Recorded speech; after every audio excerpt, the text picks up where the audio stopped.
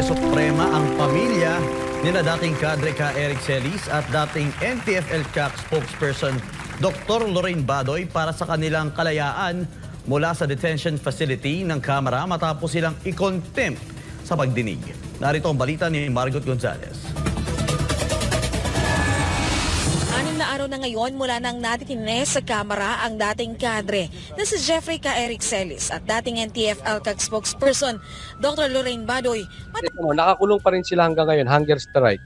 Pag tiningnan mo, ang nakakulong si K. Eric, pero ang usapin, nakikibuloy.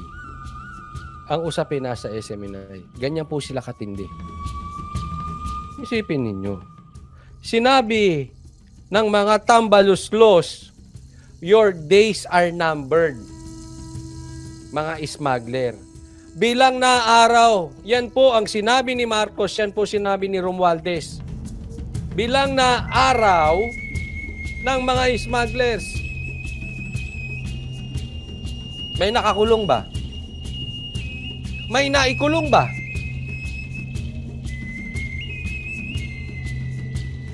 Sinong nakakurong? Si K. Eric. Smuggler ba yan? Tingnan yung gagaling ng asal ninyo. Ang dami nyo sinasabi tungkol sa smuggler.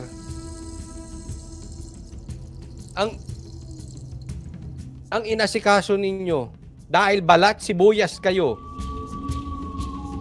yung nagtatanong, ang travel expenses mo, 1.8 billion o 2 billion. Grabe. Balat sibuyas ka, Brad. Tapos silang makontempt habang dinidinig ng House panel ang parangkisa ng SMNI noong nakaraang linggo. Lunes ng hapon, nagpasaklolo na ang mga asawa nila Badoy at Celis sa Korte Suprema para sa kanilang agarang paglaya mula sa House detention. Kasama ang abogado na si dating Malacanang spokesperson Attorney Harry Roque, naghain ng mga ito ng habeas corpus, a certiorari para ideklarang walang legal na basehan ang House detention at merong grave abuse of discretion. Matatanda na pinakontempt ng mga kongresista si K. Eric at dinetain sa loob ng House of Representatives matapos itong tumangging pangalanan ng kanyang source sa 1.8 billion na travel expense daw ni House Speaker Martin Romualdez. Wala na nga dun.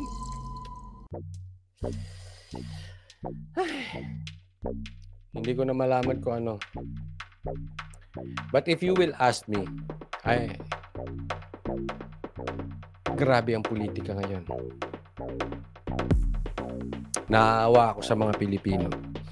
Bagamat lahat tayo sa pool dito, pero ang pinaka sa pool dito, yung mga talagang mahihirap. Paano nasisikmura ng isang politiko na ang daming mahirap, tapos sila sobra-sobra? Hindi ko po sinabing ninakaw nyo yun. Pero yung the fact na sobra-sobra kayo, kasi ang daming mahihirap. Ewan ko kung anong klaseng puso meron kayo. Habang si Badoy ay kinontempt dahil sa naging sagot nito sa advertisement ng programang Laban Kasamang Bayan. Ayaw nyo pang napupuna. Para sa kampo, illegal ang naturang House detention. Malinaw po na illegal. Unang-una, hindi po dapat mapilit ang mamamahayag na ibunyag ang source niya dahil nga po sa... Ayan yun. Ako naniniwala ako dyan. At yan, dapat kahit kayo ABS-CBN, GMA, kayo maka Duterte, kayo maka Marcos, kayo maka Dilaw, kayo maka Laos, kayo maka Kadilima, hindi kayo dapat natutuwa sa nangyayari ngayon. Kayo na tinatawag nyo pang poetic justice o karma yan. Hindi po. Posibleng karma sa SMNI. Pero, pakadelikado niyan. Babalikan tayo lahat niyan. Pag hinayaan natin na busalan ng mga politiko ang mga mamamahayag, posibleng para sa'yo, Dilaw. Ang masaya lang naman dito, Dilaw na poetic justice. Yan, sinabi ni Llamas yan. Ito si Llamas, ang tindi talaga ng bunganga nito. Political, poetic justice daw yan at saka pwedeng karma yan para sa'yo. Pero babalikan ka niyan. Mamaya, dahil hindi nyo pinagtanggol ang karapatan ng mamamahayag, instead na kundinahin ninyo ang ginagawa sa SMNI, tinatawag nyo pang poetic justice, baka mamaya sa inyo naman mangyari. Sotulo, at dapat po bago magpakulong, binibigyan muna ng pagkakataon na marinig ang mga resource persons sa Kamara. Tunay pong makapangyarihan ng Kongreso, tunay po na meron silang kapangyarihan magpa-aresto na wala pong indefinite period of time. Pero meron pong mas makapangyarihan sa mga congressman at congresswomen, yan po ang saligang batas. At narito kami sa Korte Suprema para dumulog sa Korte Suprema para muli panindigan po ang Buti yan, nagdemanda na sila at nilapit na nila sa Korte Suprema. Sa katunayan nga, parang duwag ang para sa akin, duwag ang aksyon ng Kamara. Wag po kayo magagalit ng Kamara, ha? Para sa aking opinion lang naman. Kung mali ako, so be it. Pero karapatan ng mamahayag ang magkaroon ng opinion. At in my opinion, duwag po yung ginawa nyong step. Dapat yan, dinimanda nyo sila. Ayaw nyo i-demanda eh. Gusto ninyo sa inyo. Well, anyway, hindi na kailangan i-demanda. Yung kampo na mismo nila Attorney Roque at saka nila Ka Erika magdidemanda. Primacy ng ating saligang batas. 20 years kaming nasa kilusan. Alan and North America, maraming salamat sa stars. Buong buhay namin for 20 years nasa kalye. Nagmamarcha at nagsumsigaw na ibagsak ang gobyernong ito. Ngayong sinusunog yung mga FPJ ng mga presidente. Nagbalik loob kami sa gobyerno ni Ka Eric dahil alam namin na mali yung ginagawa naming lumalaban sa gobyerno. Ngayon, nagtatanong lang si Ka Eric, hindi nga kami naikulong nung nagmamarcha kami. Ngayon, nagtatanong lang siya. Nung nagmamarcha sila, nung dating sila ay mga rebelde, hindi nakulong. Ngayon, nagtanong lang nakulong. Yan po ang leadership ninyo, Romualdez. Ngayon, kung sa tingin nyo tama yan, so be it. Kung kami ang mali, so be it. May tanong lang po ako, tanong lang. Yan ba ay makatao? Asaan ang Christmas spirit ninyo? Magpapasko. Yung mga smugglers, asaan na? Itong media na nagtatanong, nakakulong.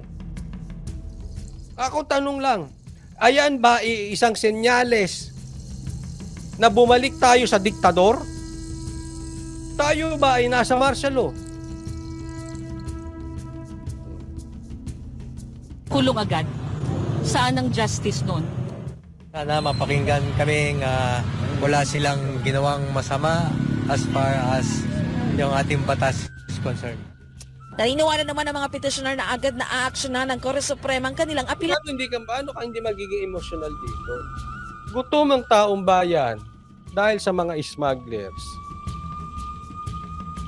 Ang nakakulong, hindi ko sinasabing tama si Ka Eric dito. Hindi ko tinasabing tama ang SMNI dito. Hindi ko sinasabing inosente si Kibuloy dito.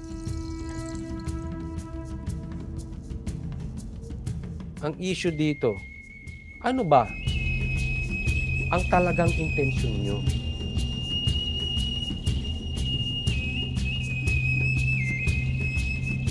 Imbis na kayo ay nagpapakita ng ebidensya, imbis na pinakukulong nyo yung mga dapat ipukulong, nakafocus kayo sa mga media na oposisyon. Ayaw nyo na magsalita ang oposisyon? Gusto nyo dilaan lang ang puwet ninyo? Gusto nyo oo ng oo? Gusto nyo yes sir, yes ma'am?